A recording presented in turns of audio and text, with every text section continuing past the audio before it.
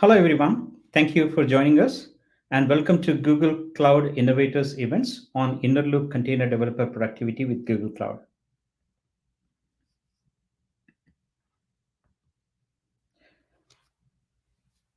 My name is Veer Muchendi. I'm an application modernization solution manager with Google's uh, global solution engineering team. I focus on modernizing software delivery and on serverless solutions with Google Cloud. Feel free to ask any questions throughout today's session by using the ask question or even through the chat features. Agenda for today, we'll set the context first on what this inner loop developer productivity is about. We'll first understand the inner loop problems. We'll look at what solution we have, and then we'll also look at a demo of this solution. Let's understand the context first. So think about uh, the software delivery cycle where you have things that are done on a user's desktop versus the things that are done after a developer is done with their job on the user's desktop. So we have the inner loop, which includes coding, building, and testing that happens on the developer's workstation first. The application developer writes the code, builds the code, and tests locally. That part which happens on the developer's workstation is called inner loop. And this loop repeats many times before the developer is comfortable pushing the code to a source control repository. Once the code is pushed to the source control repository, it triggers out a process where all the developers' code will get integrated into one place. So let's say you have a team of people with multiple developers. Everyone will be working on their code in their local workstation, building and testing, and that's called inner loop, right? Where when they are happy with the code, they push that code into a source control repository, and at that point of time, it triggers a process where everybody's code gets integrated and it gets built and deployed, and it gets from one environment to another after that. And that one environment to another would be from integrated development environment to QA to staging to production kind of thing, right? All this process happens on the CI/CD infrastructure. So if you think about the actors there at that point of time, it's more of DevOps folks, right, who are setting up that process, and that's the outer loop. So we are talking about inner loop versus outer loop. For today's session, we are focused on the inner loop developer productivity, which means that we are talking about the application developer. Now that the context is set, let's understand the inner loop problems. First, there are workstation security concerns. You have think about from the roles of a security personnel or infrastructure personnel in your organization.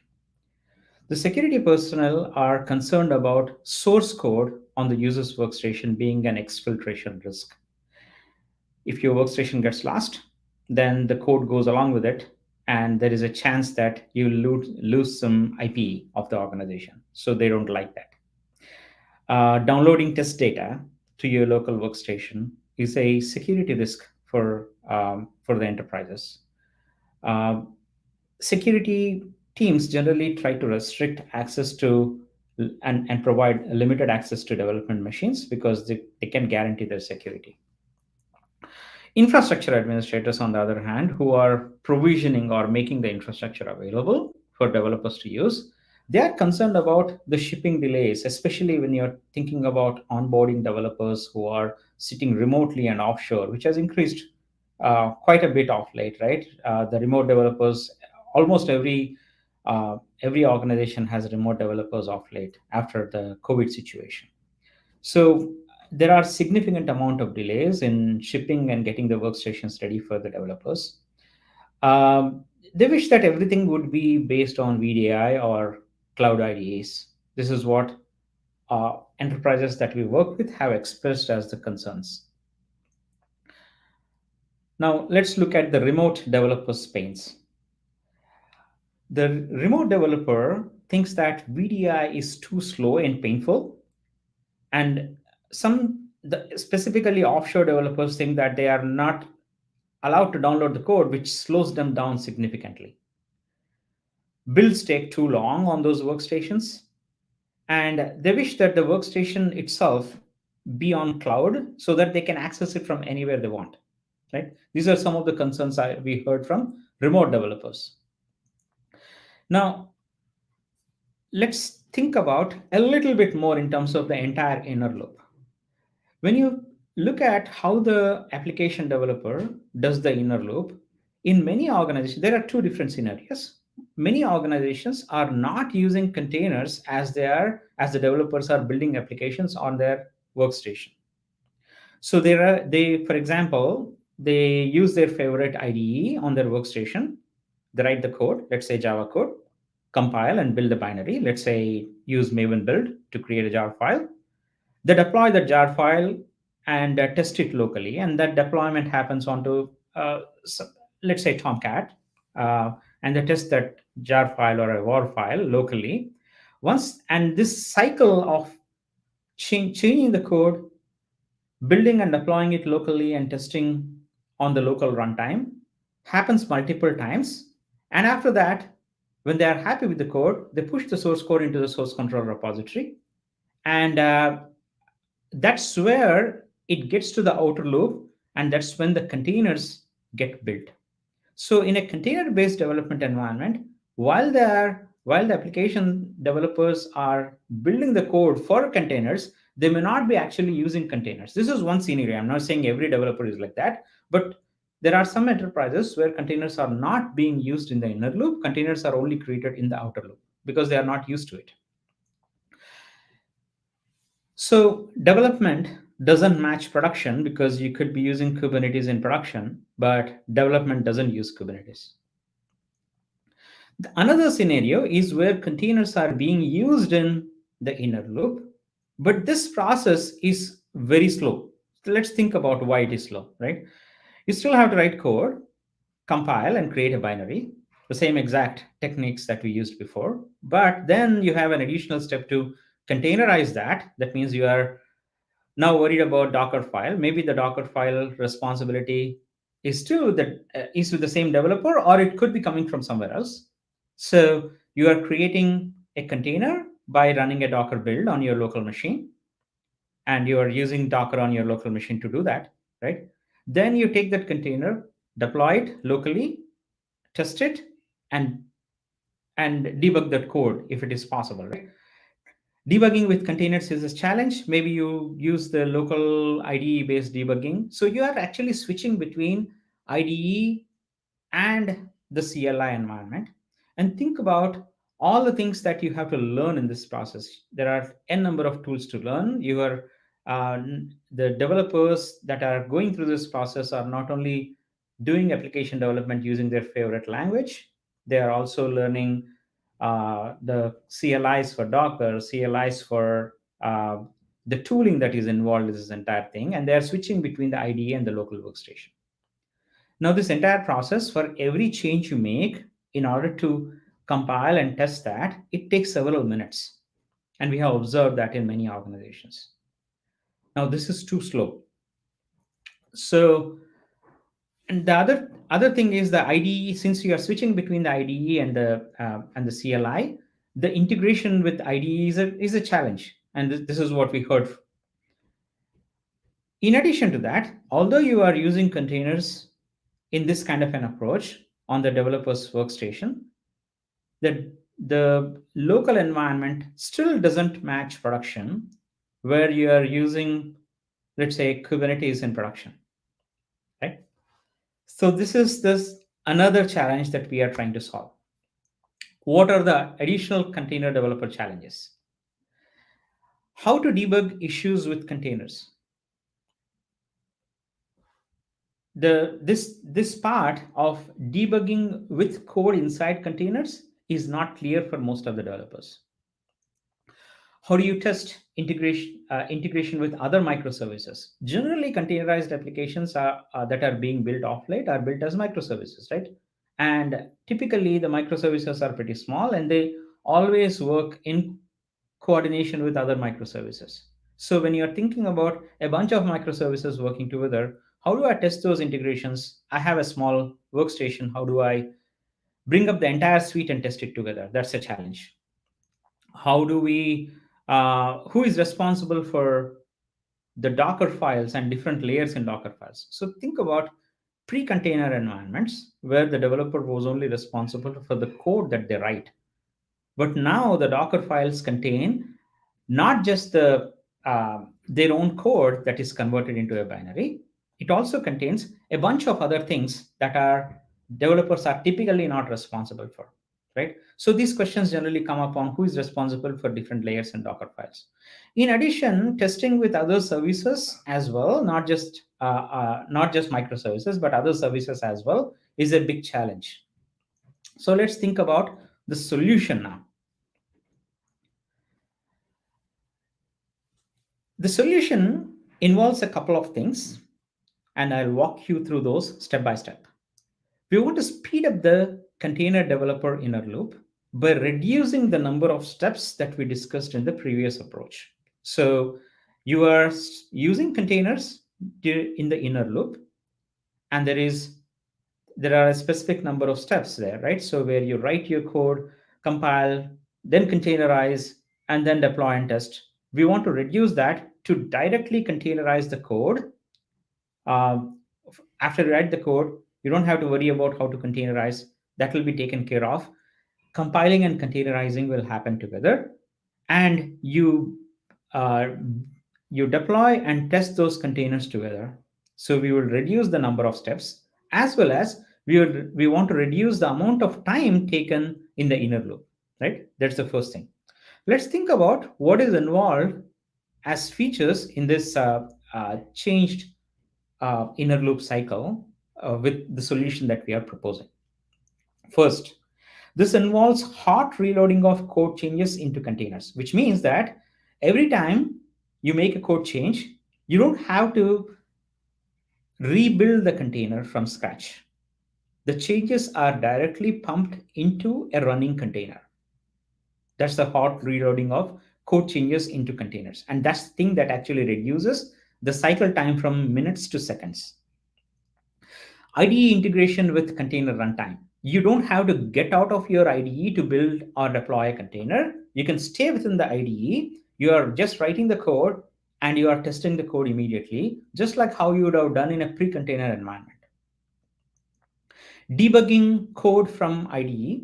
So even containerized applications, with containerized applications, you can use the same debugging features that are available in your IDE to do step-by-step debugging to find out what is wrong with your code. Production-like environments during development. So what we are talking about now is using Kubernetes as part of your application development during inner loop.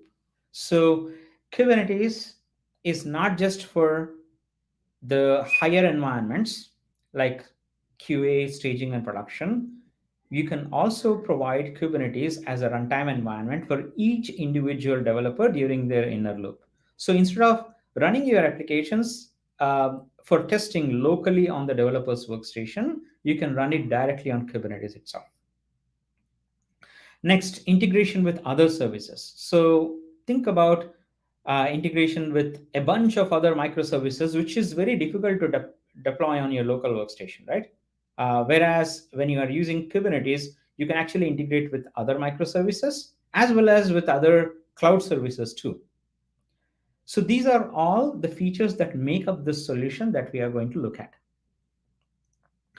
Code to container for new container developers. So there are developers who were not container developers in the past. They were regular Java developers, Node.js developers, or Python or .NET developers, and they started using containers after that. So that there is a lot of learning curve involved in terms of building efficient containers. Just building a simple container is not a big deal, but how do you make sure that my container is efficient, it doesn't have vulnerabilities, there are no security risks, as well as the number of layers is minimized in the container and all. That's not typically a developer's responsibility, right? So, code to container approach involves certain technologies that will make it easier for those developers to adopt containers, right, without knowing containers itself. They just write the code and it gets converted into containers automatically. Moving on. So, what kind of products are involved in making this solution happen, right? So, there are a few products and open source technologies that are coming together to make this happen. The first one is a cloud based IDE called Cloud Shell Editor. This is a free editor that comes with, if you are a Google Cloud user, you may be already using Cloud Shell, but you may not have noticed an editor button in there. When you click on that, you'll get Eclipse Thea interface. It's a Think of it as a simple VM that comes up and which also has an editor. That's a Cloud Shell plus, but Cloud Shell also includes an editor, and it works just like VS Code with VS Code extensions. Now, do I have to use a Cloud Shell editor or can I use my own local IDE? Yes, you can use a local IDE, but some of the problems that we discussed in the beginning, those may not be solved if you are using your local Cloud Shell editor. That means, for example, if a remote developer wants to access their IDE or workstation from wherever they want, then Cloud Shell editor solves that problem. But if you don't want to use Cloud Shell Editor and you want to use your own favorite, let's say VS Code, IntelliJ, or any other editor, it is possible with the same exact solution, but you will lose those specific benefits. Next is runtime integration. The runtime integration and debugging will happen from your editor directly to a Kubernetes based environment using an extension called Cloud Code. Cloud Code is an extension that Google offers. You can install it on any editor of your choice. And with Cloud Shell Editor, it is installed, that plugin is installed by default. And I'll show you that in a minute. Third technology that is involved here is Skaffold. And the Skaffold does hot reloading of your code to containers. So it will actually connect the code running on in your IDE with the code that is actually running inside a container, right? That's done by this open source technology called Skaffold. Fourth, runtime itself. The runtime you can use, we'll be actually looking at GKE being the runtime. GKE is Google's Kubernetes engine. You can also use the same exact thing with Cloud Run, which is the serverless technology, right? Now, again, in this context as well, the question may come up as, do I have to use GKE or can I use Minikube? Yes, Minikube can be used, and Minikube can actually run as part of the Cloud Shell itself, right? So whether you are using your own local workstation or you are using Cloud Shell, you can actually use Minikube. But again, some of the requirements that we discussed before, some of the issues that we discussed before may not be solved if you are using Minikube. For example, the amount of uh, the size of your workstation may not be sufficient to run Minikube as well as a bunch of other microservices that you want to integrate with, right? So those kind of issues cannot be solved if you are using Minikube. That's the reason why we are positioning GKE as your application development environment. Moving on, let's discuss about some of these key technologies that we just talked about, right? First one is Cloud Code extension. Cloud Code extension can be installed on any IDE of your choice. All popular IDEs are included, whether it is VS Code or IntelliJ or PyCharm or things like that, right? If PyCharm, the Cloud Code extension works with all of those. You can write the code, you can directly deploy it onto Google Cloud, as well as it allows you to do step-by-step debugging with containerized applications too, that we are going to see today in the demo. The IDE is the plugin is fully integrated into your IDE, and it connects directly to a Kubernetes environment or Cloud Run directly from the editor. When you have the plugin installed, you can actually see the cluster and what is running on the cluster directly from the editor. You can deploy applications from editor. You can actually view the container logs from the pods that are running in your Kubernetes cluster. And there is also seamless integration with Skaffold, the other technology that we talked about. And we'll cover Skaffold in more detail. So, Skaffold, what are the use cases for Skaffold? Skaffold does a bunch of things. So, Skaffold is not just for inner loop, but Skaffold can also be used for outer loop. It Scaffold can be used for in the context of continuous development and debugging, which we'll be talking about today. This is the focus area for today, where we'll be using Scaffold to build and deploy artifacts, stream the logs, and watch for changes. Scaffold can also be used in the outer loop for continuous integration and continuous delivery as well. But those are the features that we are not touching upon today with Scaffold. Now, how can we do all these things together, and how can we use Scaffold as a stitching technology between cloud code and a runtime, right? Let's look at that.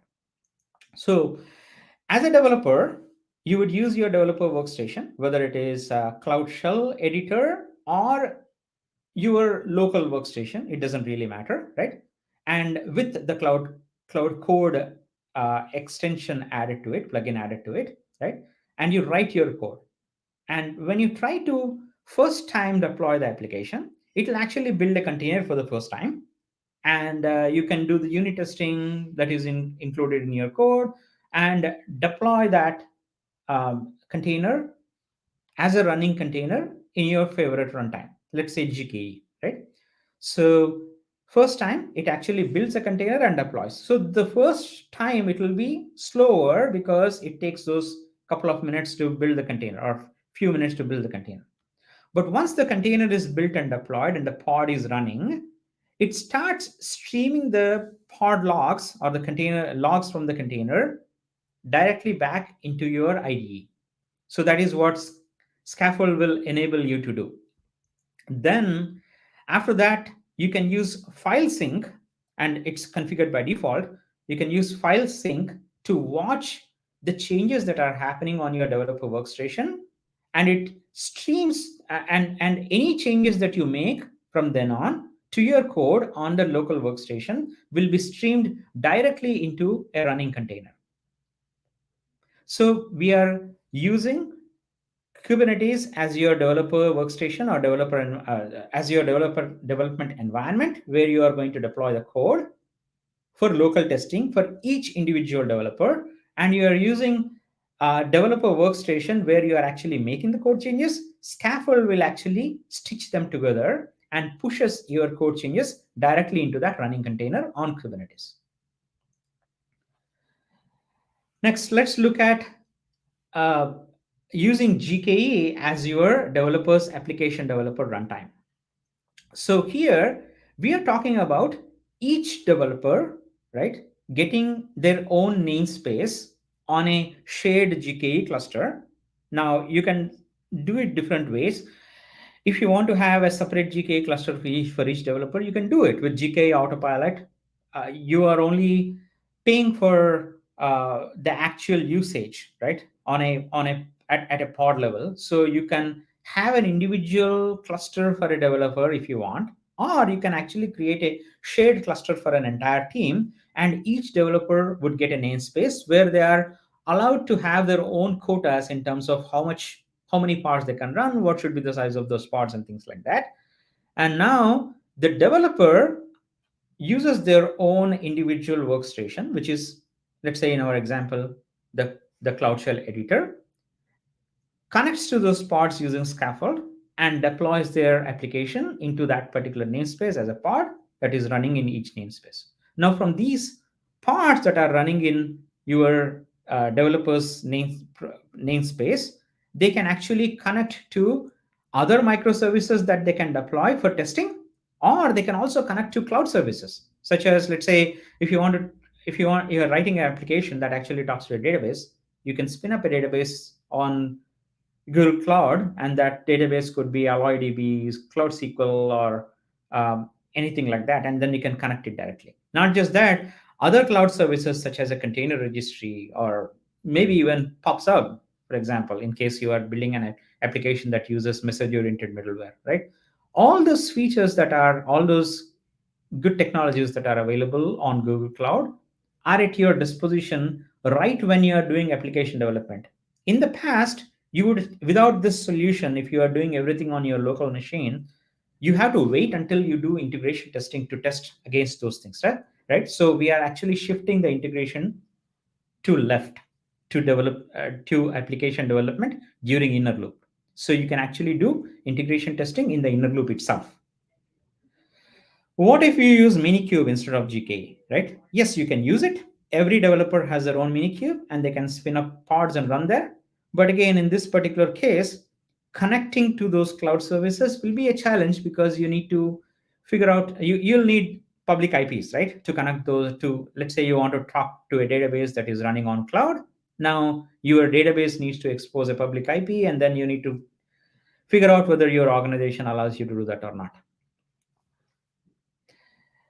Now, let's move on to a demo of the solution that we just discussed. Give me 1 second while I bring up the demo.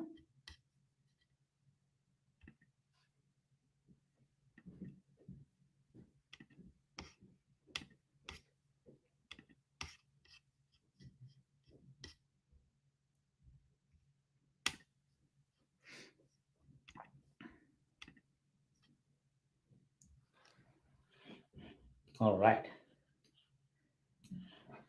So what I'm showing you now is a Cloud Shell editor, and this is what I talked about before. This is free. It comes with, uh, if you have a GCP account and you log on to Google Cloud Console, you can access the Cloud Shell editor.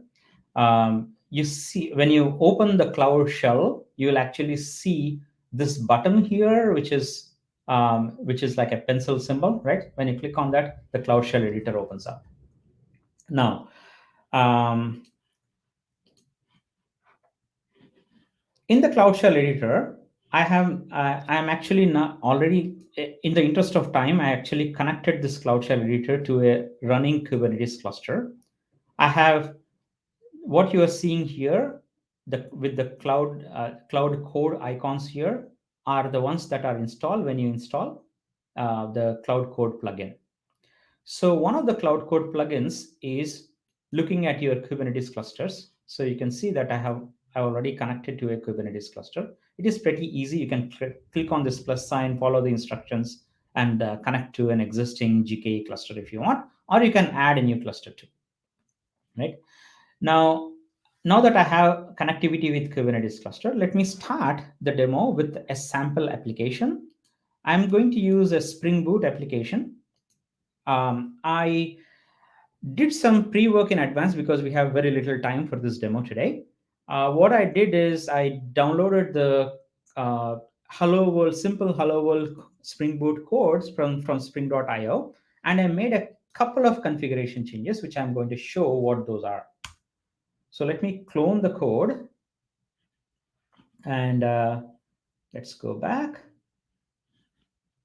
and I'll open a folder that I just cloned as a workspace.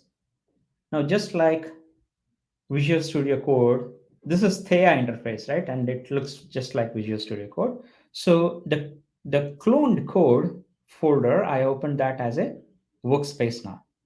Now, let me show you the changes that I made. So basically, I have a pom.xml file. This is I'm using Maven for doing the builds. So in the pom.xml file, I added a profile with the ID sync here. And you'll see that in a minute on why I added the sync ID, because I'm going to configure this in Skaffold. And if I'm using ID sync, then I want to use the Spring Boot dev tools. So I added this dependency here. Other than that, I added a couple of plugins.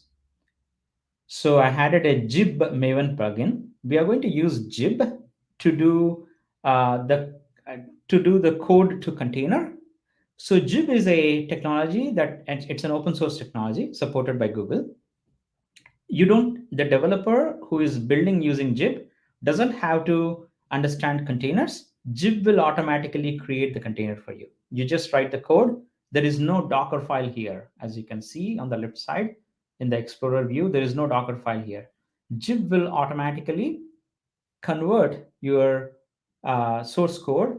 It will build the source code and create a Docker file and a container image from the without using a Docker file. The other plugin I added is a Maven resources plugin. This is required for certain dependencies that we are going to use.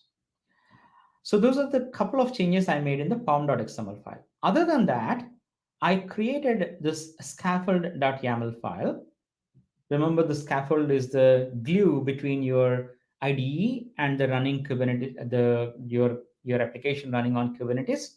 So as we discussed before, the scaffold will allow you to build the code as well as deploy it. So you have a build section and a deploy section in scaffold. In the build section, you'll see that there is an image that we are defining, and I'm calling this image as my Spring Boot app, which means that when the build happens, it'll build an image with this name. Jib is used for building, so that is what we are defining here. And Jib is actually referring to Maven to do the build, and it is looking at the profile sync, and that's the reason why I added sync profile in Maven, right? It starts the build with a distroless image to keep the size of the container small. The most important part here is the sync with auto setting equal to true. What this does is it syncs the source code from the IDE to a running container. And this is the most important part of what we are doing here for hot reloading. The next section is a deploy. And here you see that we are using kubectl to do the deployments. And the deployment manifest is named as deployment.yaml. Let me show that quickly. The deployment.yaml has just two different manifests. One is a Kubernetes service, very simple service, right? And a Kubernetes deployment that refers to the same exact image that was built earlier using Jib in Scaffold, right? So pretty straightforward. So these are the things that I pre-configured in advance after downloading the simple Hello World application from Spring.io. Now, what I'm going to do is start this application and show you how it works. So you see this cloud code at the bottom on the status menu. I click on that, and then I'll say run on Kubernetes. What this does, if you look at the output window here, this starts Kubernetes run and debug, right? And it is asking me first on which image registry should I use. It provides the gcr.io by default, and I'll select the default registry. So basically the registry is pre-configured. When the image gets built, it will be pushed into that registry. Now in the bottom, in the output, you'll see that it has initiated the build process. Let's look at the detailed build logs. So what it is doing now, going all the way to the top, let's make this a little bigger. It actually ran the build automatically already. So it started a scaffold build, the scaffold process, and then scaffold invokes the Jib build process. It actually created a container.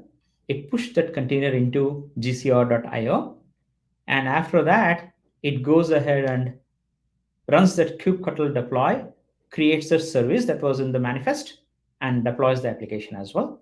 And it also starts streaming the logs from the pod here, right? So you can see that these are all the pod logs. It starts Spring inside the pod and inside the container, and it shows the logs, right? So far, so good. Let's look at our regular output. There is also a URL here. So if I click on this Open Web Preview, you'll see a simple message, greetings from Spring Boot. This is what comes as a Hello World application from Spring Boot, Spring.io, right? So let's look at that source code. So we have simple hello controller.java, which says greetings from Spring Boot. So it took a couple of minutes for this container to be built and deployed, right? Now let's make a small change and see what happens. I'm making a change. I'll change this greetings to hello. And look at what happens in this output at the bottom when I click elsewhere. When I click elsewhere, it actually gets auto-saved, and you can see that there is an update initiated and a file sync started, and this changed file from the editor, it's updated into a running container. Let's look at the detailed logs to understand what happened. Actually, it did a bunch of things before we could get there. So let me scroll up a little bit. You see the syncing of one file. So it actually synced that file, copied the file, and immediately restarted Spring. And these are all Spring logs, right? So it didn't have to rebuild a container. As soon as I make a change, it's immediately available in a couple of seconds. Now, how long it takes will actually depend on the technology that you are using. With Spring, it has to restart Spring, so it might take a few seconds for this result to be seen. But with other technologies, like say, like Node.js, they're immediately available. You don't even have to wait for a few seconds. Any change that you make in your editor are immediately available in a running container inside the pod. Let's look at the actual running container in the Kubernetes view. So you can see that in the pods, this My Spring Boot app, it's deployed just 3 minutes back. That's when we deployed it, right? And it is running. So the file changes that I'm making here are immediately synced into this pod. All right. So far so good. But this is just a simple Hello World application. You may ask, hey Veer, this is yeah, it works for Hello World, but what about a real good looking application? I mean, we want to see more, right? So that's where I'll get into we'll convert this Hello World application into a CRUD application. So to see how the integrations with other technologies also work, right? So since we are making it this a CRUD application, we have to connect to a database. So what I did in the interest of time is I already pre-created a PostgreSQL flavor of Cloud SQL database. So the database is already available. So we'll connect to that database. And in order to do that, let's make some code changes. So what I'm doing now, I actually stopped the running application, right? So, and it gets cleaned up. The services are removed and it got cleaned up. So first thing I'll do is add the dependencies to our POM file to be able to connect to a database. So I'm going to add a couple of dependencies. First one is a JPA dependency, and the second one is a PostgreSQL dependency because we are talking to a PostgreSQL database. Next, we'll add the code to Spring Boot, the properties file to the Spring Boot to be able to connect to a database. So we need it in main resources application properties. Let's do this. Sorry, give me 1 second.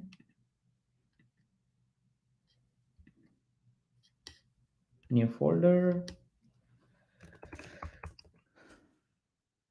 Add a resources folder. And add a new file, application properties,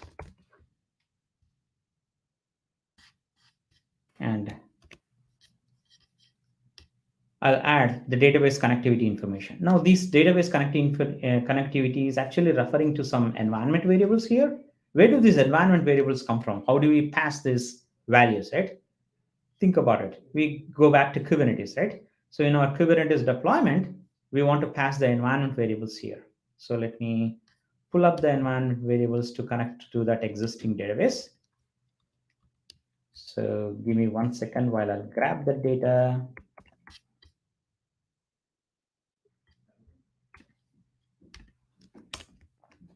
So I added the environment variables, the database host information, which is a private IP. I'm using a private IP, so this database is not exposed outside, right? Database port, And the rest of the information like the username, password, and all are coming from the secrets. And these secrets also I created in advance just in the interest of time. Now let's add the actual code. And in order to add the actual code, I'm going to upload some files here. So go to File, Upload Files. These files are, again, code is written in advance in the interest of time. So I added 3 files. One is a entity class, and this entity class has a couple of fields and then getters and setters, right? Item controller, item repository, simple one. I don't have any custom finders here. And item controller, and this one has a get and a post right now. Look at this. This runs like a regular IDE, right? Although this is running in cloud, you can actually find the issues here and quickly fix them. I'm going to import util list, array list. Let's import the dependency. So basically, this can do everything that a regular editor can do. All right. Now, now that we fixed the issues, let's deploy it again. And this time, instead of running on Kubernetes, I'll debug on Kubernetes just to show how this works, right? So this, since I am starting it again, it'll do the same exact process, that it'll build the container and deploy. So it starts the scaffold to build the container with all this new code that we added, and it deploys that container as a running pod. So let's give it a minute or two for all this to be complete. We are looking at the detailed logs. So right now the pod just got deployed, and it is streaming the pod logs. So Spring is starting. It has to connect to a database, and after that it would be ready. So this first time it always takes time because we are doing all those 9 yards. But after that, if you are making any changes, you saw the hot reloading on how it works, right? Okay, let's give it a minute.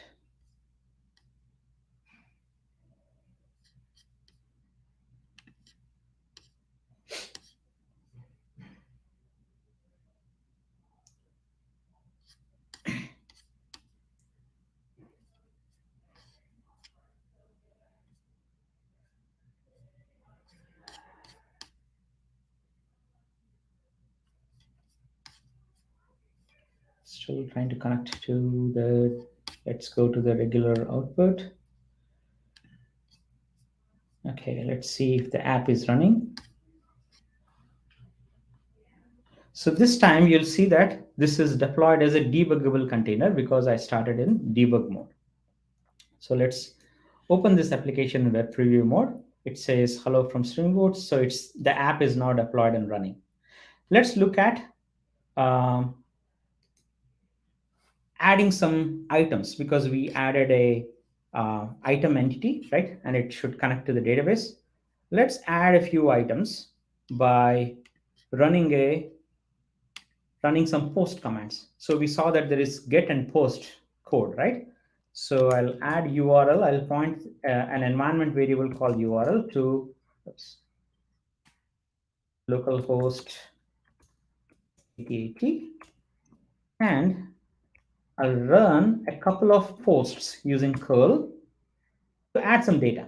So it posted 2 records, one with ID 35 and the other is ID 36. Item names are body spray and a nail cutter. So these are 2 items that we added. So there is item name and item price, right? Now let's run the get against it. So what I'm doing now is flash items. Oh, it says page is not working. Something is wrong here. So let's figure out what went wrong.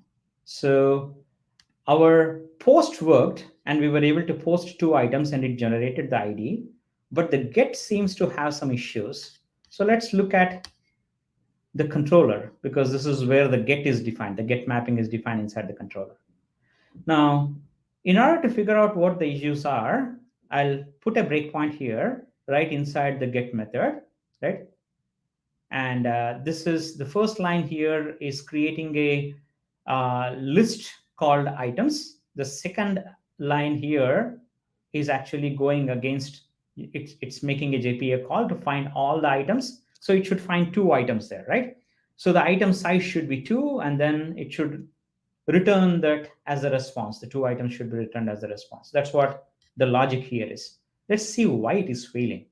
So what I'm going to do now, since I applied a breakpoint by pressing here, let me refresh this, and you can see that it is waiting. So let's go back. So since I applied a breakpoint, the control came and stopped here, right? We know that this is just going to initialize a new array list. So let's look at this, any local variables. There is nothing here at this point of time. Let's do a step-by-step debugging, right? So this one should actually make a call to the database to find all the items. So let's see what happens next. At this point, we were supposed to have 2 items. So size should have been 2, but it actually went into an exception. So let's see what is wrong with this. Why did it throw an exception? Let's look at the local variables here. Get into the details of the exception. There is a detail message here. It says there is no default constructor for entity com.example.springboard.item. Okay, so it says that this, we know item is an entity class and there is no default constructor. It clearly tells us that there is something wrong with the code. So now that we know what is wrong, let's release this, go back to our code, open up that entity class and see. And we have a constructor, but it is not a default constructor. So there are getters and setters, but there is no default constructor here. So let me add a default constructor, right? So public item done. So once I add the default constructor, let's look at the output. Since it is still running, it should sync the files. So it has started the file syncing, right? Let's look at the detailed output. It's copying the files. Oh, it is, yeah, it has copied the files and it is restarting Spring Boot. And it should be up and running. Let's give it a second. Yeah. So now let's go and refresh back and we see the list of items here, right? So basically what we have learned is how easy is it to debug an application and see how we can fix those issues inside a running container. We are not talking about running this code on your local desktop. We are actually connected to a container and we were able to debug issues and fix them, right? Now, that's the end of the demo I wanted to show you. Let's go back to, I'll stop sharing here and let's get back to the next item. So, questions. Let's see what questions we have. What other ways are supported for initial deployment? Helm. Yes, we can work with Helm. We have to, Helm is more like when you are putting things together, we can use Helm. We are talking about the individual components being built at this point of time. So that's the reason why we took this simple approach. But if you are deploying into Kubernetes, when you are getting into outer loop, yes, we can use Helm at that point of time, right? So we are only focused on inner loop at this point of time, and we are talking about individual components of the applications. But when you want to deploy, let's say, the entire suite of microservices that you want to test with, yes, you can use Helm. Second question. You did some work beforehand. How long does the entire process typically take? The whole process, we have actually these as a workshop that you can actually do it yourself, right?